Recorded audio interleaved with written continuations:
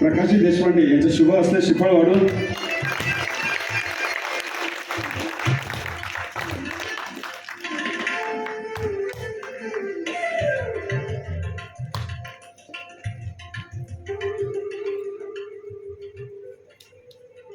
धन्यवाद। तसंच मी या कार्यक्रमाच्या निमित्तानं आमची एक छोटीशी भेट वस्तू सर्वांना प्रदान करण्यात येत आहे, ते आम्ही या ठिकाणी देत आहोत।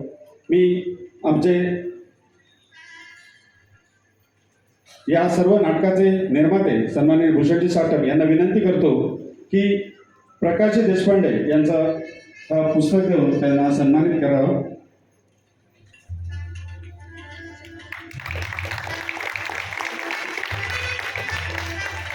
इतर सत्कार रंगमंचाच्या मागे जायचं आहे, तत्पूर्वी ते आपल्याशी हितगुज करतील। नमस्कार। समस्त चिपळूणकरांना जय शिवराय। आवाज जरा बारीक येतोय। जय शिवराय। बस महाराष्ट्राची सांस्कृतिक नगरी म्हणून चिपळूण शहर आम्ही ओळखलं जातो। इथे बसलेला प्रत्येक जण शिवप्रेमी आहे, कला रसिक आहे आणि इथे उभे असलेले प्रत्येक जण ज्यांनी या शिवकार्यामध्ये आम्हाला प्रचंड मोलाचं सहकार्य केलेलं आहे त्याबद्दल पुढे येईलच। जास्त वेळ घेणार नाही, सर्वांनाच घाई आहे। प्रयोग कविभूषण या म्हणजे कविराज भूषण म्हणजे कवी कलश नव्हे। थोडक्यात मी फक्त या कार्यक्रमाची प्रस्तावना करतो किंवा त्याचा उद्देश सांगतो। कविभूषण म्हणजे कवी कलश नव्हे। कवी कलश हे संभाजी राजांसोबत होते, ते महाराजांकडे शिवाजी महाराजांकडे महाराज आग्र्याला कैदेत असताना नोकरीला होते, परंतु कविराज भूषण हे उत्तर प्रदेशमध्ये कानपूर जवळच्या एका छोट्याशा खेड्यातून तिकमापूर नावाच्या खेड्यातून महाराजांची कीर्ती ऐकून महाराजांचा पराक्रम ऐकून रायगडावरती इसवी सन 1671 मध्ये आले। ते 3 वर्ष महाराजांसोबत राहिले। त्यांनी अलौकिक एक काव्यग्रंथ रचला। त्या काव्यग्रंथाचं नाव शिवराज भूषण किंवा शिवभूषण।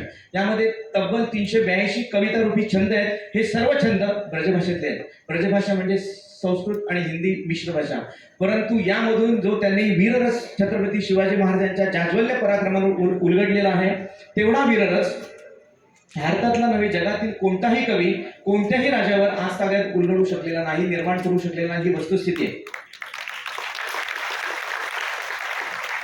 या कार्यक्रमाचा उद्देश एवढाच आहे मित्रांनो, आपल्या आयुष्यामध्ये कित्येक अडचणींना आपण सामोरं जातो। इथे कितीतरी बसलेले पालक आहेत। आपल्याला सर्वात मोठी समस्या जाणवणारी म्हणजे आपल्या मुलांना येणारं नैराश्य। कितीतरी छोट्या गोष्टींनी परीक्षेत मार्क नाही मिळाले, स्पर्धा परीक्षामध्ये तेवढे त्या ग्रेड्स नाही मिळाल्या, ज्या ज्या काही छोट्या अडचणी येतात त्यांनी आपण लगेच निराश होतो। आणि आत्ताची मुलं अभिमानाने सांगतात, होय मी डिप्रेशनमध्ये आहे। आणि ते डिप्रेशन काढण्यासाठी आमचे पालक आम्ही आयफोन पाहिजे का, जिमला आणखी कोणती पाहिजे का, बाईक पाहिजे का, या गोष्टींचा त्यांच्यावर बडीमार करतो। मित्रांनो, हे नैराश्य जर आपल्याला घालवायचं असेल, आपल्या आयुष्यात येणाऱ्या अडचणींवर मात करायचं असेल, तर हा आजच्या या कार्यक्रमामधला जो कविराज भूषणांनी जो वीररस उत्पन्न केलेला आहे महाराजांच्या जाज्वल्य पराक्रमांवर, हा वीररस आपण 1% जरी आपण आपल्यासोबत घेऊन गेलो तर आपली मुलं, आपण स्वतः पालक यांना येणाऱ्या रोजच्या दैनंदिन अपयशांवर मात करायला, त्या अपयशांवर मात करून एक दैदिप्यमान यश मिळवायला कारणीभूत ठरेल, हाच या कार्यक्रमाचा उद्देश आहे। मालवण, सिंधुदुर्ग आणि रत्नागिरीमधील शिवप्रेमाने पछाडलेले, मी खरंच म्हणतो पछाडलेले 80 कलाकार इथे तुमच्यासमोर आता वेगवेगळ्या कला सादर करतील। उत्स्फूर्तपणे त्यांना दाद द्या। शेवटी आपण दाद दिला तरच तेवढी ती कला सुंदर होणार आहे। मी सर्व समस्त चिपळूणकरांचे पुन्हा एकदा आभार मानतो। ज्याप्रमाणे ही समोर गर्दी आहे, ज्याप्रमाणे तिकीट विक्रीला प्रचंड प्रतिसाद मिळाले, तुम्हाला मी त्रिवार मुजरा करतो आणि धन्यवाद देतो। जय शिवराय।